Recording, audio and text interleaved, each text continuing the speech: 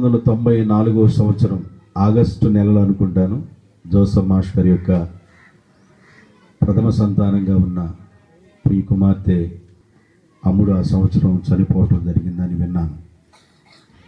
ఈ స్థలానికి రాకముందు ఆ కుమార్తె చనిపోయిన 2 నెలలకి నేను ఈ స్థలానికి రావడం జరిగింది. ఆ కుటుంబం చాలా దుఃఖంలో ఉంది. ఆదరణ లేకుండా చాలా దుఃఖంలో మునిగిపోయిన కుటుంబాన్ని ఆ రోజున ప్రభు ఆదరించడానికి దేవుడు సహాయం చేశారు. ఆ రోజున మరి చిన్నారి కానివ్వండి, నాని కానివ్వండి, ఆ రోజు బిడ్డలు నా దగ్గరికి రావటం వెళ్ళటం, నేను వివాహం కాకముందు రావటం జరిగింది కనుక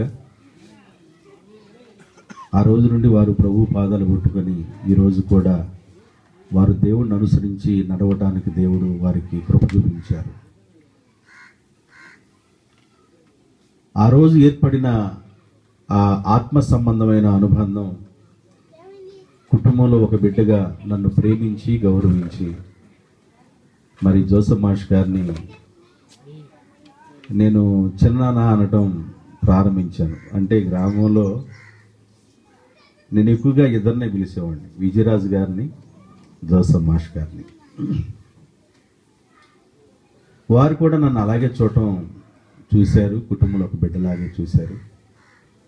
మరి చిన్న వయసులో ఈ స్థలానికి వచ్చినప్పుడు చిన్నవాడిననే ఆలోచన, త్రోసిపుచ్చే మనసు వారి హృదయాల్లో లేదు. దేవునికి లోబడి మరి దేవుని విషయంలో విధేయత కలిగి వారి వయసులో పెద్దవాళ్ళైనా, స్కూల్ టీచర్ అయినా, మరి చుట్టుపక్కల ప్రాంతాల్లో మంచి గౌరవం కలిగిన పేరున్నప్పటికీ మన డిస్ట్రిక్ట్ వైడ్కి గాను రాష్ట్ర వైడ్కి గాను మంచి మంచి ప్రైజులు సంపాదించినప్పటికీ కూడా ప్రభు పాదాల దగ్గర తగ్గించుకున్నారు. దాదాపు కొన్ని వందల మీటింగ్స్కి రావటం, దేవుని మహిమపరచడం జరిగింది. మరి దేవుని పాద సన్నిధానంలో ఒక నమ్మకమైన బిడ్డగా దేవుని పాదాలు పట్టుకున్నారు. 20 నిమిషాల్లో ఇక మనిషి చనిపోతాడు అనగా కొన్ని రోజుల నుండి మంచంలోనే ఉంటున్నారు. అంటే తిరగకుండా తన పని తను చేసుకోగలుగుతున్నారు, బయటికి వెళ్లకుండా రెస్ట్లో ఉన్నారు. ఇంకొక అర్ధగంటకి చనిపోతాడనగా గ్రామంలో మొత్తం జస్ట్ అందరినీ పలకరించాడు, ఇక్కడే కూర్చున్నాడు. అందరిని పిలవటం జరిగింది, మందిరంలోకి వచ్చి కూర్చున్నారు. ఒక 2-3 నిమిషాలు నాతో మాట్లాడారు. మా మధ్యకి వచ్చిన గెస్ట్తో కూడా ప్రార్థన చేయించుకొని, అయ్యా చెరుగుపల్లి దాకా వెళ్ళి వస్తానయ్యా అన్నారు.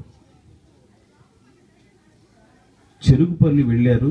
ఒక 15 నిమిషాల్లో నాకు ఫోన్ వచ్చింది. నా దగ్గర నుండి వెళ్ళిన 15 నిమిషాల్లో నాకు ఫోన్ వచ్చింది.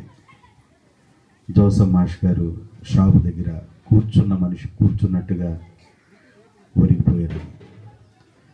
వెళతా ప్రయాణం చేస్తూ ఉండగానే దేవుడు, కుమారుడా ఇక నువ్వు నాతో రా అని పిలుచుంటాడు, హానోకుని పిలిచినట్లుగా ప్రభు హానోకు మరణాన్ని కలుగు చేశారు. నడుస్తూ నడుస్తూ ప్రభు పిలుపు లోబడి వెళ్ళడం జరిగింది. మరి జోసఫ్ మాష్ గారు ఎక్కువగా మరి